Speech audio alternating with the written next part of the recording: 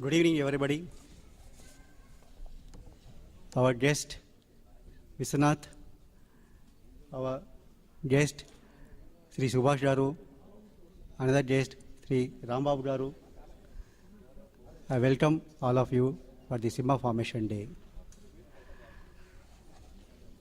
I also welcome all the members of the dais who are sitting there patiently till now, and I request you to continue to sit here for some more time and enjoy all our programs thoroughly. It will be entertaining and very enriching also. Our first annual report, dated 5th August 1979. I was going through this, our previous annual report. I went through the first annual report. I was attracted by one slogan, the more the merrier. That was given in the contest of attracting more and more people. I like that idea actually, because we have been growing and hopefully will continue to grow also. We already have had a lot of cultural events which have been enjoyed thoroughly by our august audience. Now, ever since I was asked to chair the SIMA Formation Day committees, I was overwhelmed with few thoughts like what is SIMA? What is its relevance in today's global context? Are we communal? Are we regional? What is it? What kind of vision we should have? Now, having raised these questions, I have rather I would like to quote from an article of Sri Vittal, our former Chief Vigilance Commissioner and Padma Bhushan also. And his article is also published in our Souvenir, which is going to be released shortly. I'll quote him now. As I said, in our DNA, we have the following features: integrity, intellectual, moral, and financial. 2, patriotism and love for the motherland, which we have shown now in our patriotic dances also. Then, love for our community and a desire to make a contribution. This is the social capital we have. I think nobody can describe us more aptly than him. And when we are discussing about the SIMA Formation Day celebrations, the overwhelming demand raised by our members that we should have a medical camp as a precursor to our SIMA Formation Day. We had it, and that was a passion of our members for social causes.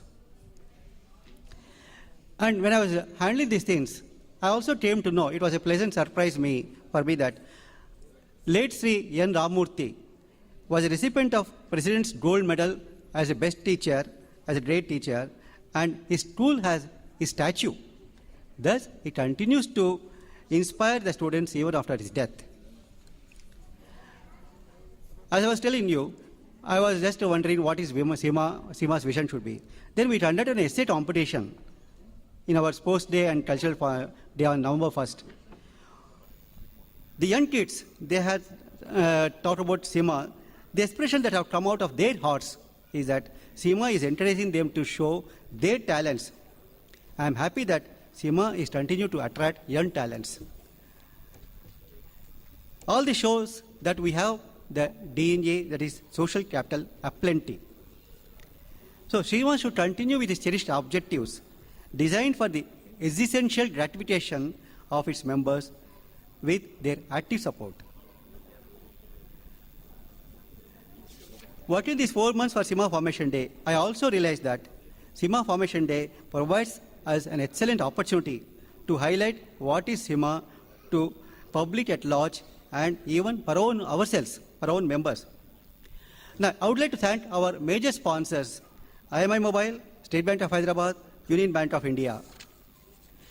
We have all these activities cannot take place without active contribution from the members who have contributed by themselves and solicited our advertisements through their contacts. The top 5 of us, I would like to recognize them now. Based upon the contributions till date, the top 5 contributors are the following. One, Sri T.D. Mohan Rao, Dr. Madhusudan. I would request you to give a big applause to them. Sri P.B. Raghavendra Rao, Sri P.B. Ramaprasad, Sri Ravindranath. And Sri A.T.T. Janat is of course very magnanimous as usual, and no member can perhaps match him also in his contributions. Then today I have received a mail from Sri Anandarao Vasisht. We have also appealed for donations when we sent invitation letters for the SIMA Formation Day. He has come out with a cash award for youngsters, an endowment fund. He wanted to create an endowment fund and giving away cash awards for youngsters for learning to read and write Tanjavur Marathiyan. He has a blog of his own and he has been working on the Tanjavur Marathi script also for them. And he has spoke to me today morning and he said he wants to institute this endowment fund. I would like to appreciate him and thank him very much for this purpose. These are financial contributions. Apart from financial contributions, we have volunteers. Volunteers who have contributed very significantly.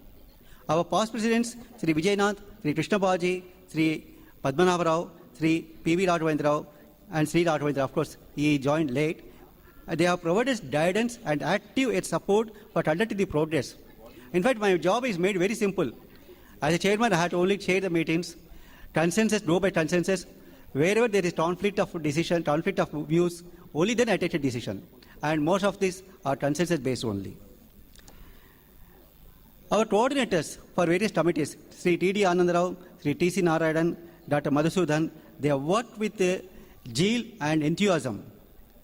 All other members are working hard to make this event successful, and I thank them individually for the support in making this event successful. And my special thanks to Mr. Sudhindra Kumar, who provided as logistic support and is the kingpin of our organization so far as organizing this event is concerned. Our office secretary, Sri M. Jagannath Rao, toiled very hard to coordinate with various members of the SFD and provide the much needed lead support to us. It is unfortunate that his wife expired yesterday night and he could not be among us today. I also thank our President, Sri Ramnath, for reposing confidence in me and giving me a free hand to organize this event. Last but not the least, I thank members who contacted me with their suggestions in organizing this event. Now, I would like to say a few words about Vishwanath. We have circulated highlights to the members through emails, and we have given the biodata of Sri Vishwanath also, rather his significant achievements. He is voted as one of the top CEOs of the mobile industry. I'll just take a few minutes to read out about him. It will be my privilege to talk more about my friend, good friend. With your permission, I would like to carry on. Mr. Vishwanath Alluri is the founder and executive chairman of IMI Mobile PLC, publicly listed company. He is listed on London Stock Exchange. He is a chartered accountant company secretary by qualification, but he forayed into being a leading high-tech entrepreneur and pioneered what is called value-added services in mobile industry. This was conceived by him about 15 years back itself, when this was even the mobile itself is very new to us. Then he talked about it, he had a vision about mobile value-added services. He struggled hard to make this vision a reality, and he has succeeded. Now his company services are available to over 1 billion subscribers in over 72 countries. I know that Mr. Vishwanath is feeling a little bit embarrassed, I'm able to say him, but still, for the benefit of other members who are present here, I would like to take the liberty of talking a little more about him. In October 2010, he was listed in the Global Telecoms Business 100 Most Powerful People in the Telecom Industry, as voted by the leading industry players.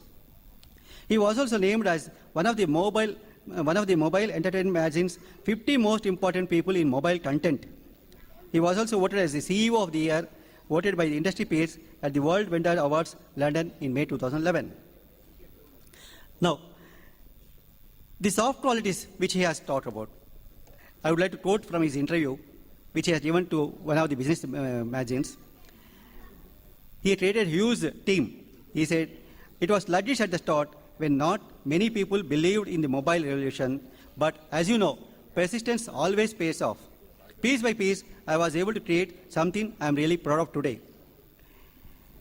And we're also really proud of it because a Hyderabad-based company is being listed in London Stock Exchange. It's a tremendous achievement because most of the Hyderabad-based companies are treated as Hyderabadi companies, Hyderabad bad companies rather. He is optimistic about the future and he believes in the Indian success story and encourages Indian youngsters to come up with new intellectual ideas of global standards. His vision is to create an Indian global technology powerhouse that alters the perception of India as a source of lower value-added services to one in which India moves up the value chain to own its own intellectual property. Now, this is about business enterprise. Now, he is also a co-producer of an English documentary film, Monk with a Camera. It was about a monk who has renounced his physical world, rather he is a